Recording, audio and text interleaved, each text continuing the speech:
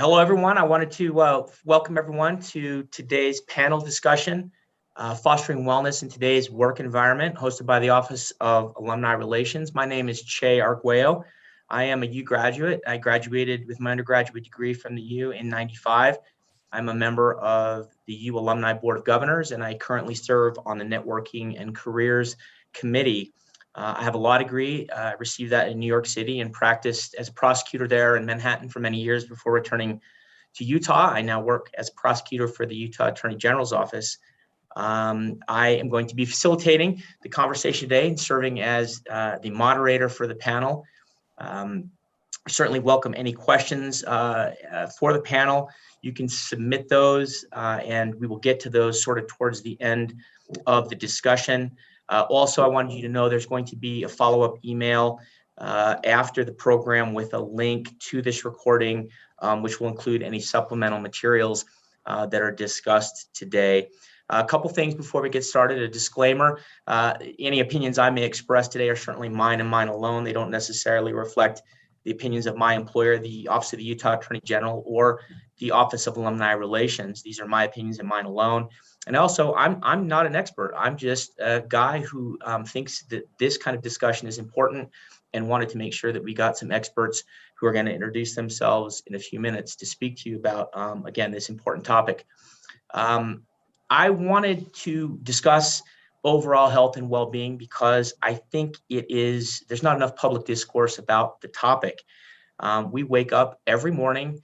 We are bombarded with everything from political strife to natural disasters to the pandemic, financial stressors, relationship stressors, stress in our workplace. And I think that if we as a society continue to ignore well-being, particularly the mental health side of well-being, it can have disastrous consequences. So I wanted to have a panel and discuss and have some experts discuss well-being in a general sense and how it applies also in the workplace. I think it's important to do that. There's a stigma that I think exists when we discuss these types of issues. And my hope is that with this public forum and with these experts, we can begin to alleviate that stigma and discuss this issue, which again, I think is extremely important. I think it's important for leaders, public figures, educators, employers to address these issues and be willing to speak about them in the hope that we can all live healthier, more productive lives. So with that introduction, I want to kind of get to it. We don't have a lot of time. I'm going to have our panelists introduce themselves. And if we could start off, I'll have Martha start off and we'll go from there.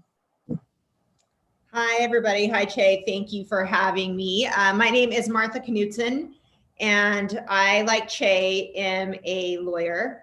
I graduated from law school in 1999 and practiced for 18 years. I am currently working as the executive director of the Utah Bar's Wellbeing Committee for Legal Professionals. And I came to this role because I struggled with well-being issues of my own during the practice of law. So, all good research is me search. So I went looking for some answers for myself, and I ended up finding the science of positive psychology and went and obtained a master's of applied positive psychology from the University of Pennsylvania, working with some of the leading experts in this area. So now I work at the intersection of law and the science of human thriving. So thanks for having me. Thanks, Martha. James, why don't I have you introduce yourself next? Yeah, hi, everyone. My name is James Hadlock. I am the co-founder of a company called Blue Novus. We are located in Utah. We started in 2017, and we take a very proactive approach to addressing mental health in the workplace. And by proactive, we do a lot of training. So we train managers, supervisors, leaders, CEOs around this topic of what we like to call emotional prosperity. How do you invest in the emotional prosperity of your people?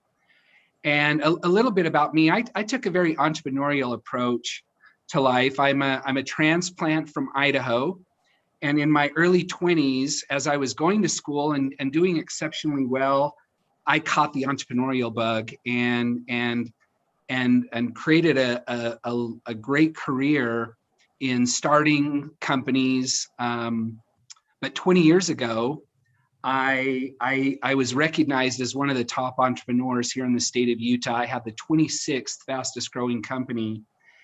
And by all accounts, we were doing about 20 million in revenue with less than 20 employees. And most people would have thought that I had it made, but what they didn't know, because I hit it, I thought pretty well. Come to find out, it wasn't pretty well. But I was navigating a lot of stress and overwhelm. Eventually was diagnosed with mental illness. And rather than addressing that by meeting with a therapist, I addressed it with self-medication. And within 3 years of having this company, I found myself literally bouncing from couch to couch and living on the streets. And over about a 10.5 year period, I was in and out of drug and alcohol treatment centers. I found myself in the psychiatric ward on 3 occasions. And then fortunately, I'll spare the rest of those details, but 14 years ago, I had a transformational experience. And ever since that time, I've been not only fascinated, but very empathetic to the challenges that we face in our world today around this idea of mental health. And 5 or 6 years ago, I had this aha moment. Why don't we take this conversation in the one place that nobody wants to have the conversation? Let's take it to the workplace. So I'm thrilled to be here. Thank you for having me. Thank you, James. And finally, I'll have Trin introduce herself, please. Hi, everyone. My name is Trin Mai, and I really appreciate being here with you all as well.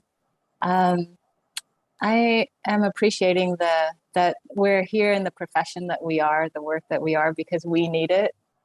And I relate with that. I'm a licensed clinical social worker. I think that I went to social work in hopes of being able to save my family. I've given up that proposition a long time ago.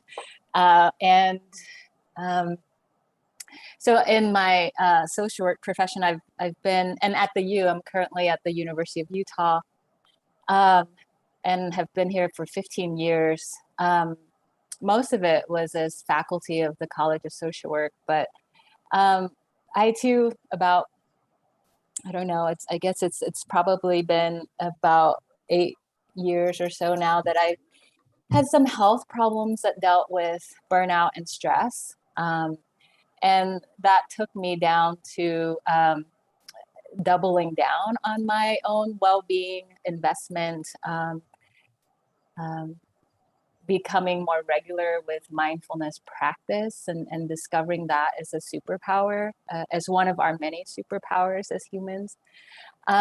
So that's why I am currently the director of our mindfulness programming for wellness and integrative health at the U, because I believe it as a practice for our well-being.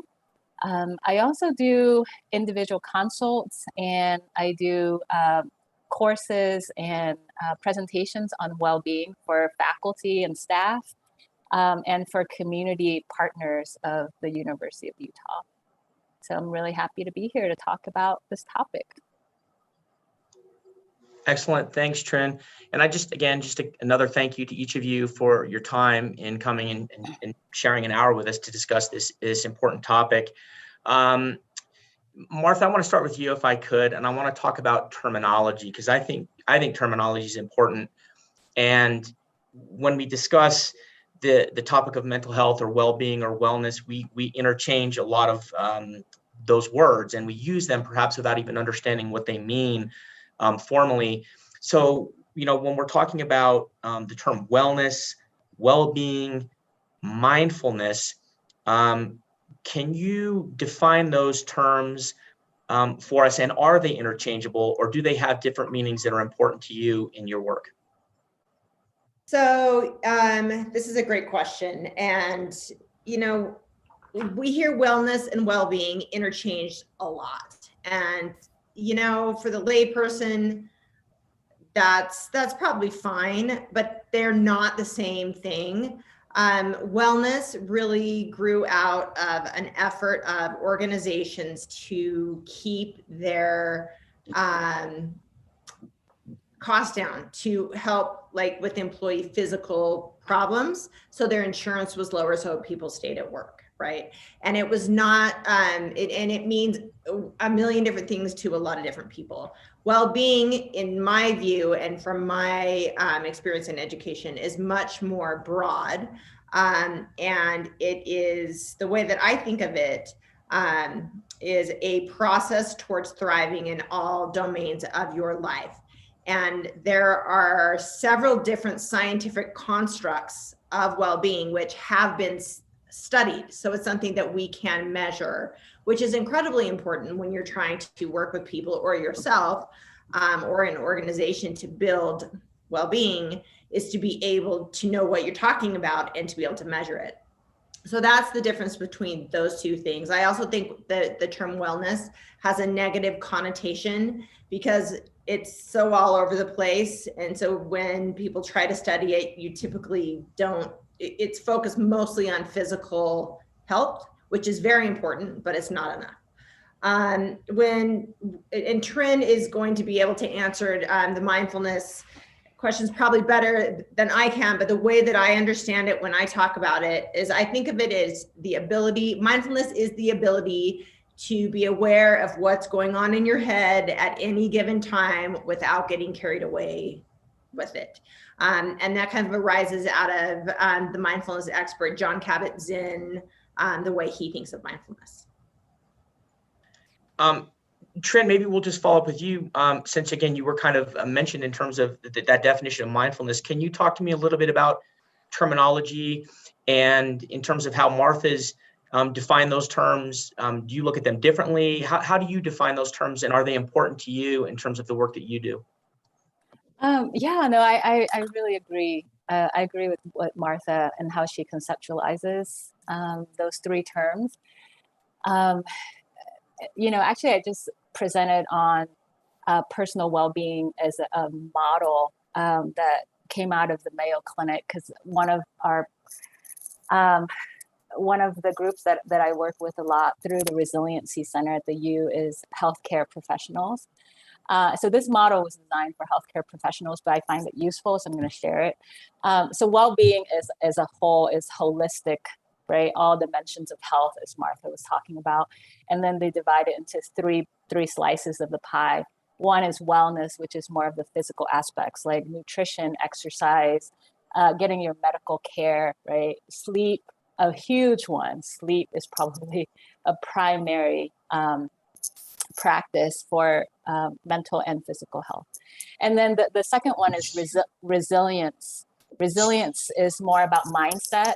And so that's where mindfulness would fit in, the practice of becoming aware of present moment experience, including what's happening inside without reacting, right? And then other resilience skills could be gratitude, self-compassion. That's a huge one, especially in these times, right? And then the third slice of the pie would be, they call it contentment, but I would say it's, I don't know, work life, or just integration, holistic well living, right? Like what else? Are you living your life in a holistic way? Are you showing up are you carving out time for all that's important to you? And some of the primary supports that we should be making time for is relationship, right? Other activities that we love besides work.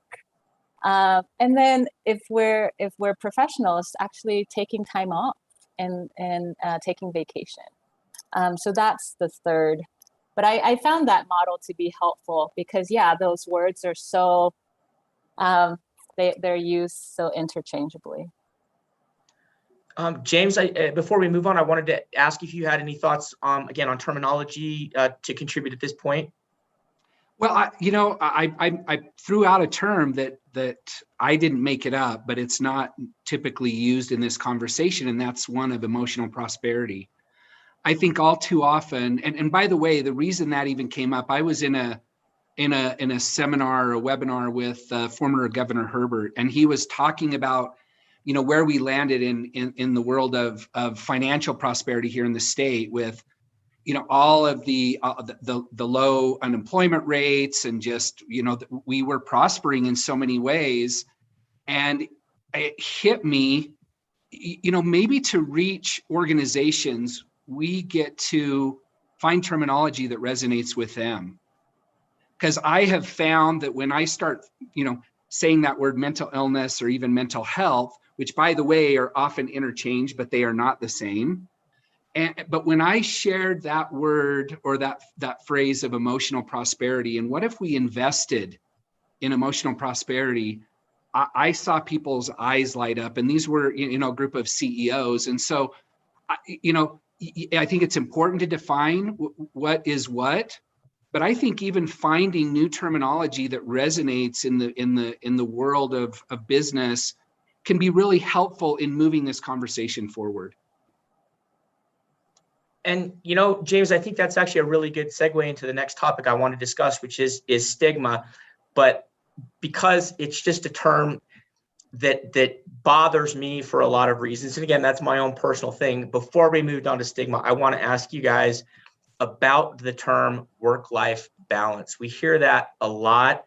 And I've thought about what that means to me in the last, 22 years of practicing law and doing what I do and managing life. And I don't personally like it for a variety of reasons, but I want to hear what you guys think about it. And then we'll move on to stigma. Martha, let's again start with you. Well, I do not enjoy the term work-life balance. I think we use it because it puts us on the same page of what we're trying to talk about, but it's not accurate to me because you're never going to be perfectly balanced between the different things going on in your life. I think a much better way to conceptualize it is managing your energy and thinking of things as like positive spillover. So if you have, let's say you're at home and you find out today, like I just did, that my 12-year-old has planned a 2-day Halloween party at my house this weekend, so it's a little stressful. That's going to, and that's kind of a funny example, but that's going to spill over and impact the energy and my mood at work and my ability to focus at work. And the same thing, if relationships in an organization are difficult, if you feel unsupported, if you feel like things are not fair, then, you go into another part of your life and you're going to be more likely to kick the dog and, and not have emotional prosperity. So that's more how I think of it, is just in that energy aspect and spillover. Trent, what are your thoughts on that term? Yeah, so language is imperfect, right? Yeah. And I really appreciate what James said about speaking the language of who you're speaking to, right? Your community, your audience, because I think that goes a long way in reducing stigma, for example, in connecting with people around what is important. My critique of work-life balance is that there's only two things, work and life, and somehow they're separate. Work is a part of life, and I love my work, and I'm really happy that it's a part of my life. So I would say the health is based on the root word of health means whole. So I guess I would go for something like, are you living in a way that supports your wholeness? That supports you living in connection with what and who is important to you. And then I also really value indigenous wisdom of reciprocity, right? Living in ways that are reciprocal, whether it's reciprocity with your own body or in reciprocity with the earth or each other in community. And James, what are your thoughts on the term work-life balance? Yeah, not necessarily a fan either. The words that come up for me are terms like harmony and alignment. I love what's been said about wholeness, and for me, as an entrepreneur, sometimes it requires some intense focus in a particular area. Maybe there is a timeline, and there's other times, like when I'm on vacation, I promise you, I've learned, I didn't used to do this, but I've learned to be fully present in that vacation today. So to me, that is more of, even using terminology like just being more present on the task at hand. I do work a lot, but you know what? I play a lot and I'm present with my kids. And so I think that's like, if the word balance comes in, then that infers, I think, we're keeping score on some level. Like, what does that even mean? I think that is a moving target that nobody could fully answer anyway. And so I like the idea of maybe moving away from that term altogether. And I really appreciate all of your comments on that. I think a lot about that term, and I think as I've thought about it, and you guys have kind of addressed, the problem for me has always been that it takes work and it looks at work and it speaks of work in a pejorative sense. It as if work is a bad thing. And again, not everybody's going to love every minute of every day of work, and there's certain things that we have to do when we go to the office that we're not going to enjoy. I think that's just part of life and part of being employed. But I do think that work can and should be, for the most part, enjoyable. And to have a phrase that I think is trying to get to the right issue in terms of how do we accommodate all these different domains in our life and give them the appropriate energy that fulfills us. If we begin to speak in a pejorative sense of things that are part of our life, I think that can affect subconsciously how we think about that domain. So I really appreciate you guys addressing that term, and hopefully we start to see less of that term, at least in my opinion, floating around. I do want to move to the issue of stigma. It is, I think we can all agree that when we discuss wellness, mindfulness, particularly when we talk about mental health issues, as James was noting a little bit earlier, there is a pervasive stigma that exists that makes it difficult to discuss these issues. Trin, if I could start with you, I want to start and just note you've practiced in clinical and community social work for more than 20 years. Has the historical stigma around mental health garnered more acceptance in the public discourse, or have you seen any change at all in terms of the stigma? Yeah, thank you so much, Che. Change is slow, right? But I've definitely seen significant changes in terms of mental health becoming more normalized, or mental illness becoming more normalized, and the pursuit of mental health being something that is worthy of our time. Just this week, I presented to a group, and group that I don't know. I presented for the first time, and they're coworkers, and we talked about imposter syndrome at work, and a man of color, right, raised his hand and said, I'm in therapy for that. And I was so grateful, because stigma for mental health and for seeking help, right, is not the same in all communities.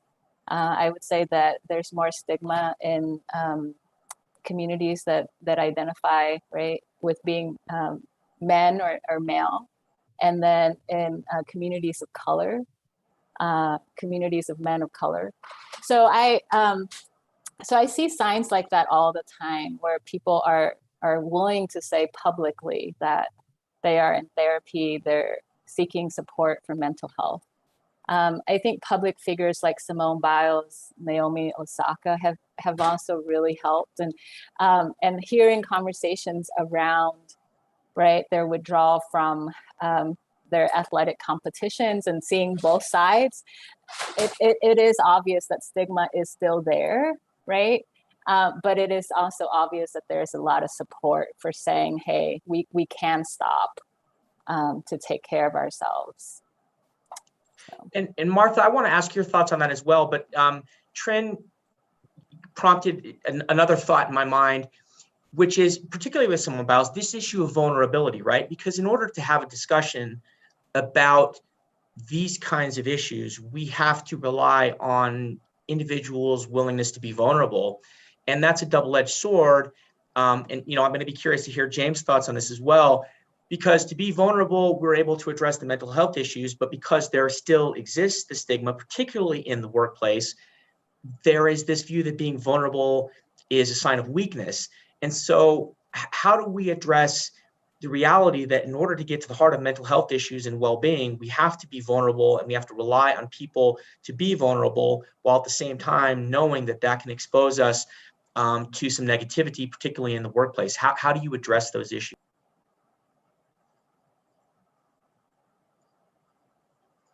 We'll start with Martha. And then I want to hear James's thoughts as well. Sorry. Yeah, no problem. I think that is such an important question. And stigma is something that is very much a focus of our well-being efforts in the legal profession, because there is this perception as a lawyer that you are supposed to be strong and that you are supposed to be, a leader for your client, and that, you don't have problems, right? And if you do, you just suck it up and keep going. So I think the way to address that and to start to address that is to have these conversations like we're having now, and have leaders, visible people in the profession, in the workplace, make it safe to talk about these things. Like I've heard James talk about psychological safety quite a bit. And it's leaders that need to say not just things like mental health is important, although that's great. It's stuff like what James said earlier is, hey, I went through this time in my life and, it was a challenge and this is what happened and I came through it. Those kinds of things I think are incredibly important and a wonderful way to start. That is scary and it is vulnerable. But I find that people respect you for it when you do that. And if you have a leader that's like what James just said, I mean, I'd be totally willing to be like, hey, James, like they got this stuff going on, because it makes it safe to be able to talk about it. When you see somebody you respect that is successful in their field and is a good lawyer, a good judge, and that has been upfront about talking about their own concerns. James, how do you do this? How do you, when you go into an organization, address with them, not only the employer and their management structure, but implementing those policies with the employees? How do you convince them that it's okay to be vulnerable, and that when people are vulnerable, that is not a bad thing? They shouldn't be punished for that. I mean, putting aside all the obvious, whether it be HIPAA or ADA issues and all those kinds of issues that get more, make it more complicated, just in terms of the general idea, how do you do that? How do you balance those concepts and address them when you go in and do what you do? Yeah, so Martha said something that I thought was really important to note. If I'm a leader and if I'm just saying mental health is important, I'm not saying that it's important, because the number one reason people don't reach out and get help is stigma and job concern. Like there is such a fear that people have that if I say anything, even to HR, one, everybody's going to find out. That's one of the assumptions. The other thing is I'm not going to get the promotion. People are going to look at me as weak. And so as a leader, just saying, hey, we're rolling out a new program, that is not going to cut it at all. It has to start with leaders, they themselves being vulnerable. And I'll just tell you how real it is.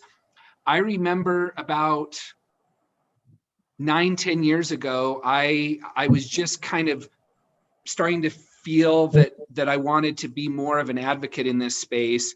And I decided to post a mugshot on social media. And I agonized for about 2 days. Like now, I mean, it's just a part of what I share, but it's real. I get that.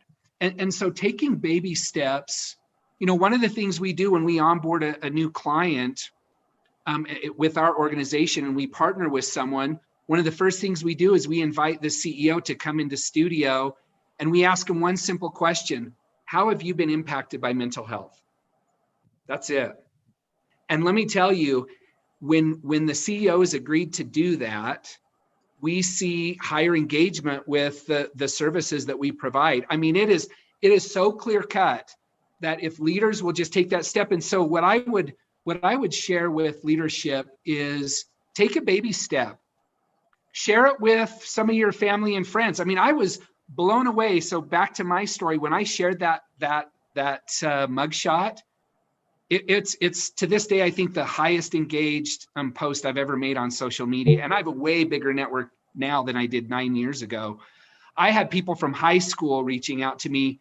Not only were they saying I never knew, but you know what the second thing was? Me too, or my daughter. Can I talk to you about this a little bit more? I have not once in all the time that I have been willing to be vulnerable and authentic, and I think it's a combination. You know, it's not just airing the dirty laundry, so to speak. It's really just being honest and open and available. And when you do that, people get a sense that, oh my gosh, you know what, I could probably talk to them, or I could feel a little safer. To me, trust is another way to express psychological safety. If we can build trust by opening up ourselves, and by the way, you don't have to have, you know, the scary stories that some people might interpret mine was. Just you being available to say, you know what, when the pandemic happened, that was scary to me too. Since you mentioned it, again, I have another question before we move on from stigma, and I want to talk about social media. I want to get your thoughts on whether or not the proliferation of social media has helped or hurt how we address mental health and well-being. And what I mean by that is just like you said, it gives a platform for us to be vulnerable if we choose to do that, whether it's posting a mugshot or sharing a vulnerable story about our struggles. But what I've noticed, and I don't do social media, I get teased a lot. I've never had a social media account. My wife teases me, everybody teases me. But I think part of the reason I've been reticent to sort of get into that arena is because there's a flip side to that coin, right? It gives us a platform to be vulnerable. But what I see a lot on social media is just the opposite. It's a platform where people try to portray themselves in a way that is not genuine for a variety of reasons. Kind of like the concept of keeping up with the Joneses, whether it's to show how great my life is, or how much money I have, or that I am not suffering from mental health issues, to put out into the world a narrative that they want to put out that is not necessarily genuine or authentic, as you referenced, James. So I'm curious as to your thoughts in terms of this concept of stigma. Has social media moved the ball forward, or has it created more problems? And we can start again with Martha and Trin and James, and we'll just go through the whole panel again. Well, I think the answer, in my view, is both. I haven't looked at the research on this. I'm sure somebody's researching it somewhere. I'm not aware of any published studies yet, but I haven't been looking. So Trin may know. But I will say that as humans, we are all susceptible to either upward or downward social comparison. And when, you know, you're looking at social media and you see, we just do it without thinking. We are comparing ourselves to others, right? So if you see something and you're like, hey, check that guy out, then you can have a tendency that can boost your mood, and vice versa. Somebody's putting things out there that how perfect is their life? Why is my life not like that? And I think that we're all susceptible to that to some extent or another. I think mindfulness can really help us be aware of what's happening that way. I worry, so that's the negative side of it, right? I think the positive side is that we can connect and we can, I've been having funny conversations that have been really supportive about raising teenagers with my friends and on social media. And that is actually, I get a lot of positive emotion out of that and a lot of connection, which is two things that are very important to well-being. But I worry a lot about kids. I think social media and kids, especially teens, when they're in such a tough, and I know we're talking about work, but I think that's an area to be very worried about because of that, what I was talking about with the social comparison, which you mentioned, Che. So yeah, but there's a lot to unpack with social media. But just to follow up on that though, because I think it's important, in talking about the kids and we are talking about work, but in terms of the habits that we learn, if we begin to define our sense of self-worth based on the responses we're getting in social media, eventually when we get to the point where we are in the workplace and we've learned those habits, it can affect ultimately, because again, if we begin to define ourselves starting as children through the misuse of social media, for lack of a better phrase, then when we get to the workplace, we define ourselves by our sense of self-worth by successes or failures, and it creates, again, more difficulty in being vulnerable, being willing to accept mistakes, take responsibility for mistakes, learn from mistakes. So I think it's an important thing to note that, we're talking about the workplace, but how those habits in terms of how they affect children and how that spills over into habits later on in the workplace, I think it's important. So I appreciate you bringing that up. Well, I think, and just to follow up, and then I will pass this off to my colleagues, but without even thinking about it, in the workplace and everywhere in our life, we are constantly scanning for signals of whether or not we belong. And we pick them up from little small cues. And so you're carrying that forward from social media can impact that and those habits. And then also if we define ourselves and our self-worth based on our last success or our last failure, instead of just being worthy because we are a human being of value. And that's something that I think social media can be negative toward. So. Trent, I'm curious as to your thoughts. Yeah, I appreciate Martha saying human. I think several times in what she shared, and at the root of this, I feel like, and what James has said as well, is that coming back and remembering that we're human, and we're not just right in healthcare. That's human or hero, and humans are capable of being heroes, but we're also human, right? Human or lawyer, human or executive, right? And with the social media, yeah, I totally both. And since we've talked a lot about the problems, I'll talk about the benefits. I will say though, I think the problem is that tech companies, right, are it's intentional that they design these apps to make it addictive, to give you a hit of dopamine every time you see a like, right? And so I think that's the problem. But again, I have a teenage daughter as well, and I feel like she's exposed to a lot more diverse perspectives, lifestyles than I ever was, and that's thanks to social media. And that again, it's how much she's consuming, and if that's the only source of her social support, that right is what we need to evaluate.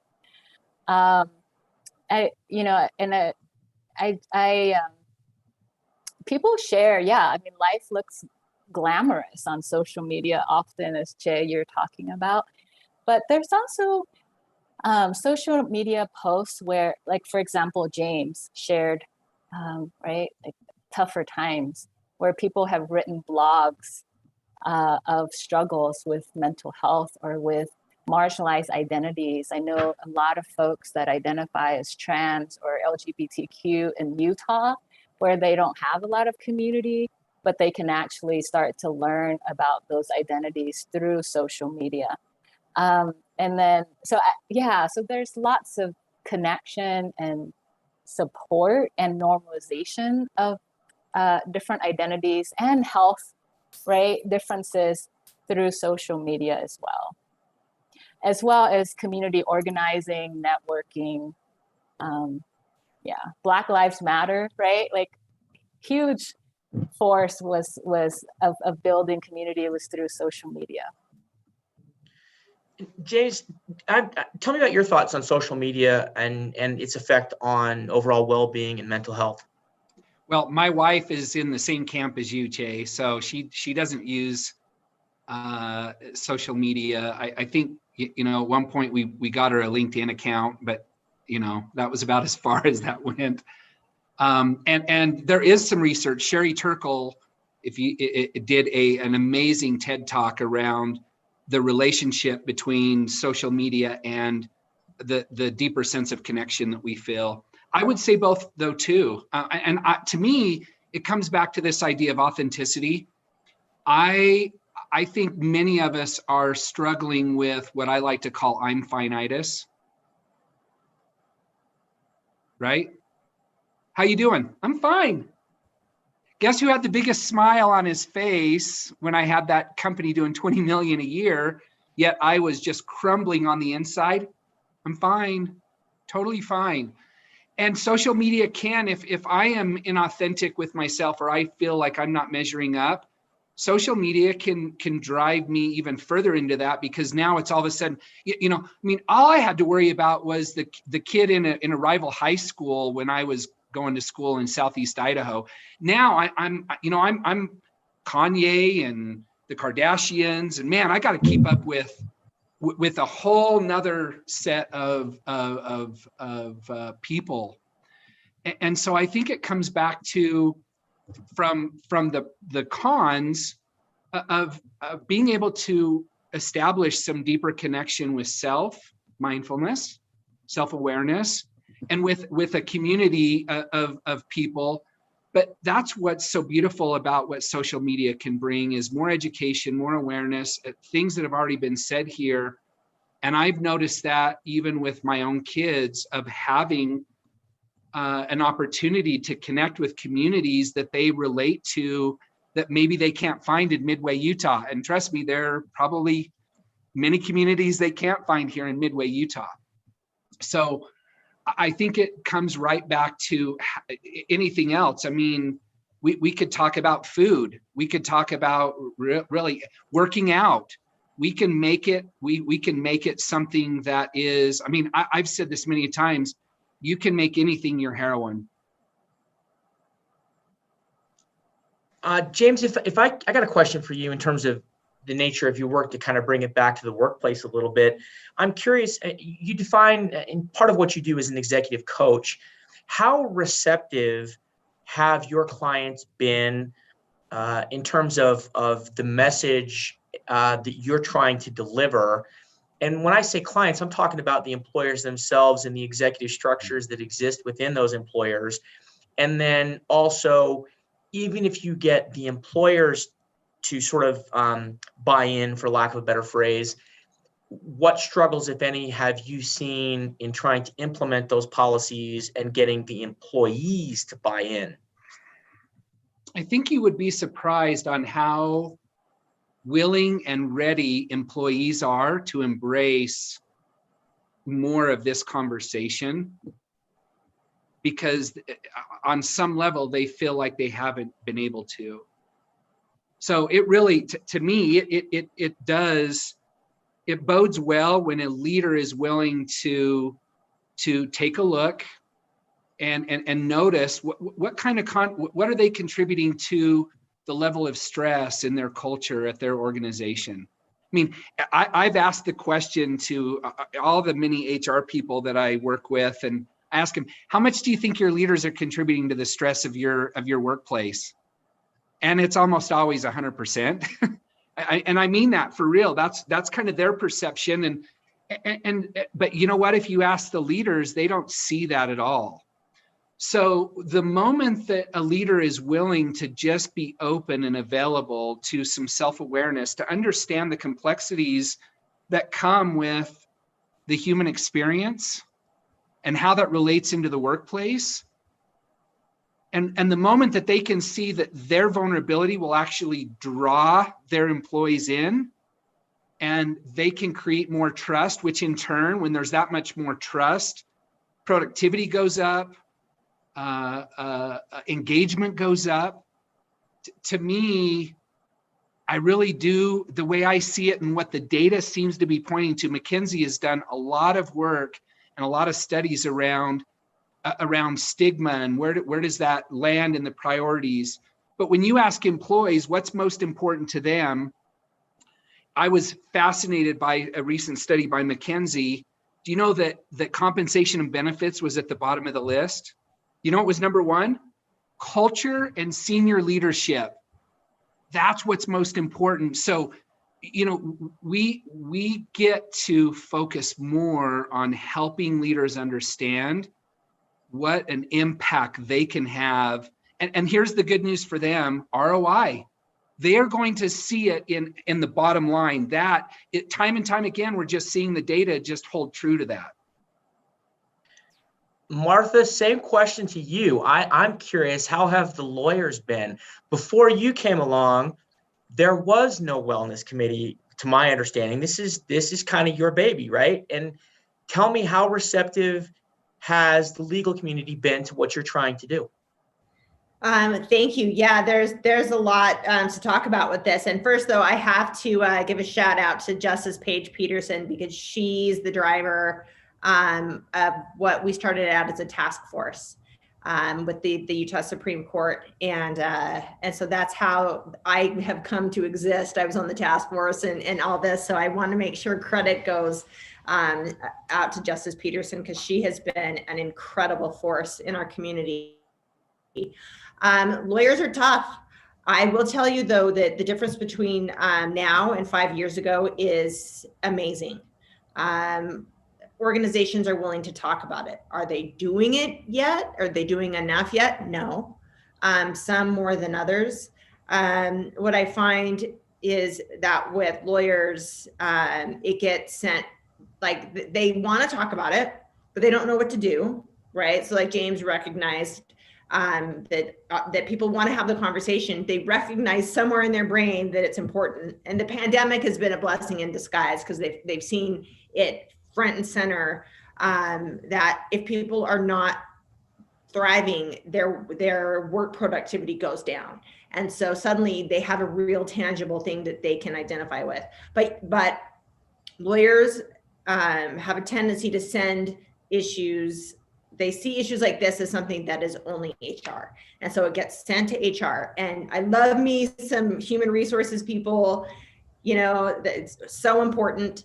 But in an organization, especially in the law, if you want to make a change, you have to see senior leadership. They have to be walking the talk. They have to be learning these behaviors and skills, because that's what we're talking about. Well-being and resilience, if you want to talk about emotional engagement, different, like all these different words that we've heard today, there are skills. We can learn how to be better at this, but for it to change in the legal profession, the leaders have to lean in. And I'm talking about all layers of it, though, because I think all lawyers are leaders. Whether you are the newest lawyer or the highest one. But if you are at the top of your organization, people are watching you for how to behave and as to what is acceptable in the workplace, and to how, like you mentioned vacation. When you're on vacation, James, you're on vacation. In some law firms, there's leaders that will say, you're on vacation. If I see you, the managing partner will say, if I see that you are calling into the office every single day, we're going to have a discussion. That's awesome. And others won't say anything. And they could be just have the exact same thought that, yeah, go on vacation. but there's just that extra step of being verbal and modeling that. So I have so much to say about this. So I'm going to pass it along, but I think it's an exciting time to be in well-being with the legal profession, because I do see we're starting to change, and that is so cool. Trin, I want to give you the same opportunity to address how receptive people have been in the academic environment. Obviously, you work in a university. How receptive have the leaders at the university been in beginning to implement these policies and have this discussion? Yeah, thank you so much. I would say that I think I'm going to speak to healthcare, or the health side of our institution, primarily because a lot of my work has been focused on the health side, especially this past 18 months or so. And I would agree with Martha that it's exciting. It's one of the silver linings of COVID is that it's opened the door for conversations like this, right? And an article that came out by the Harvard Business Review called Beyond Burnout, one of the recommendations that was made for reducing burnout during this time in the workplace was actually being able to have conversations about mental health, right? And that's kind of mind-blowing, because I don't think people would go to that, oh, I'm going to talk about my mental health at work, right? Because of the vulnerability issues that we had talked about earlier. But it's not about having full-on therapy with your coworkers, but it's about being able to bring more of yourself, more of your authentic self. Today I'm not feeling so well. I just had a really rough time with my family last night, or I had a loss, and being able to show up and support one another. So we're trying to through the Resiliency Center, we're trying to promote well-being at different levels. Leadership is super important, as we've heard from James and Martha. Leaders model, right? If you're emailing staff on the weekends, then you're modeling that that's okay to do that. We're also looking at creating and training peer support so that colleagues can support each other, right? Colleagues are in some ways the first responders to issues, to stress, to burnout. People are more likely to reach and talk to their colleagues or friends before they go to a therapist. So training peer support leaders. And then there are many people that aren't leaders that believe in well-being. So we're also supporting folks to do their own work within, right, their small circle of influence, and that's the Wellness Champions program. So we're trying to impact leaders, we're trying to impact culture, and then of course at the individual level. And yeah, I'm excited as well with Martha. I think there's a lot of momentum right now. There's a struggle too. There's a struggle too. Where do we do this, right? When we're already overloaded. Do we do it in our meetings? So there's challenges to be figured out, but there's a lot of energy around it. I feel horrible. Again, I think there's so much to discuss. An hour is hardly enough time to even scratch the surface on this.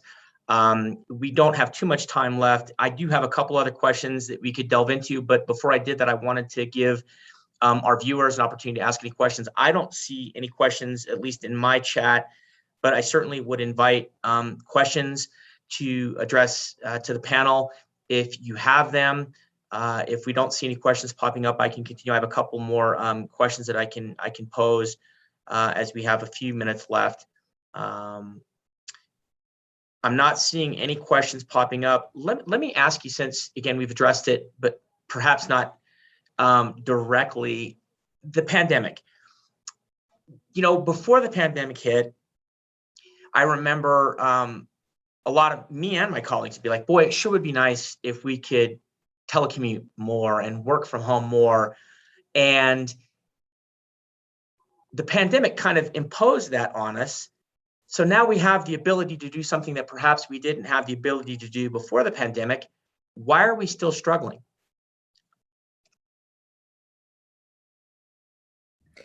You just cut out? Are you asking me the question, Che? Because I have. Yeah. I will start with you, Martha. I mean, again, we wanted to be more flexible in our work environment. The pandemic has kind of forced that on us. And I mean, obviously the pandemic has been problematic for a variety of reasons that are obvious. But in terms of the workplace, if one of the things that would make our life easier is the ability, for instance, to telecommute and be at home more, now that that is a possibility, why are we still struggling? All right, quickly. So my colleagues, because I'm sure they have great things to say. I think some of the reasons are we have the increased flexibility, which is a positive for most people. However, with that comes the fact that we can have trouble with boundaries around work versus other parts of our life. And so it's consciously, mindfully having to build in transition times and boundaries around that. So I think that can be a reason that we're struggling. And we're all still human with all of the different human things that impact our well-being for better or for worse. So I think of well-being on a spectrum with flourishing on one end and illness on the other. Every single day, we're always somewhere along that. And it's little small choices that we make and how we think and how we behave and how we interact. And so it's just that devoting some time and mindset shifts to those things. And it's the same issues that we had pre-pandemic that we need to be focusing on. This is not stuff that needs to take an additional 2 hours every single day, right? Because I think we don't need well-being to stress us out and hurt our well-being. It's just small shifts. So I think that's what's going on. Trin, final thoughts from you?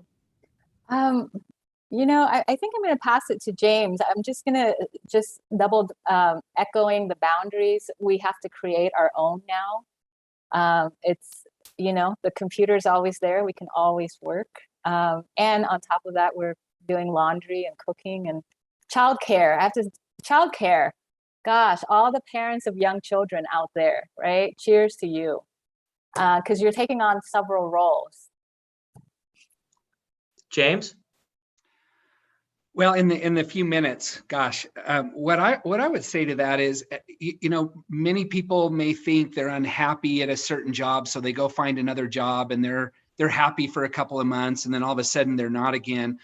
There is a tremendous misunderstanding that we believe that our experience of life is connected to our circumstances, and we forget about the thought-feeling relationship, that everything that we're experiencing is coming from the inside out. And so, you know, and we've seen this. We've seen people who have navigated horrific experiences and they come out the other end and are resilient, where others have really struggled with that. We see people get in a relationship, they struggle, they find another relationship. And so I think the more that we start to look at where our experience is really coming from can give us an opportunity to enjoy more emotional well-being in our lives. We did have a question that just popped in. Again, we have a couple minutes left, but again, I think it's a good question. One of our audience asked, how do staff at the University of Utah, and maybe I'll direct this question to Trin, how do staff at the University of Utah become a wellness champion and learn how to roll this out within their specific workplace? Mm-hmm. Yeah, so contact wellness and integrative health if you're with the academic U of U campus, if you're with main campus. And if you're on the health side, then contact the Resiliency Center. Excellent. Thank you. We are, believe it or not, out of time. An hour goes fast. And again, we've hardly scratched the surface, but I think as you've all discussed, having a conversation is where we start. And so I think more conversations like this are important. It's a topic that's important to me. So for me personally, And on behalf of, the alumni, I appreciate your willingness to contribute to the discussion. I want to thank our audience for all of you that are participating today, for joining us. There is going to be, I want to remind you all, register for Forever Utah Alumni Network if you have not already. It's a fantastic tool. Download the app and register. And again, there will be a follow-up email which will have this recording and any additional materials that may be relevant to it. Thank you all very, very much, and hope to talk to you all again soon.